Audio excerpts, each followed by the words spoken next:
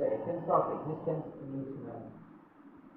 అంటే do not care అంటారు, ఏ మాత్రం లక్ష్య పెట్టకండి. చివరికి గుడి కూడా చెప్పాడు, temple, churches of course religious కావచ్చు, డాక్ట్రిన్స్, కొన్ని ఆచారాలు వ్యవహారాలు అందరికీ చాలా మంది ఆచారాలు. ఈ ఆచార వ్యవహారాలని అసలు ఏమాత్రం లెక్క పెట్టకండి, కౌంట్ చేయకండి. ఈవెన్ గుళ్ళను కూడా లెక్క చేయకండి.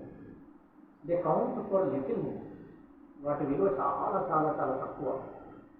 ఎవరితో పోలిస్తే compared with the essence of existence in each man, which is spirituality.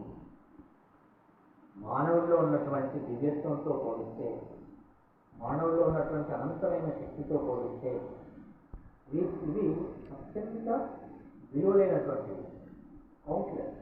దీనికి విలువనే లేదు. The more powerful for good.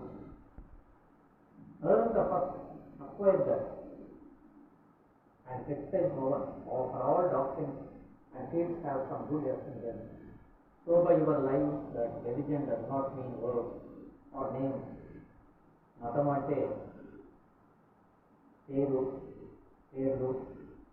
అట్లాగే కొన్ని పదాలు, స్తోత్రాలు, but it means spiritual realisation, అంటే ఆధ్యాత్మికత అనుభూతి చెందడం.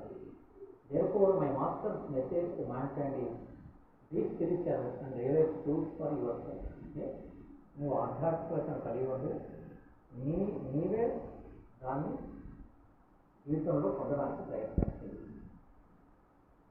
సో దీని అర్థం ఏమిటి?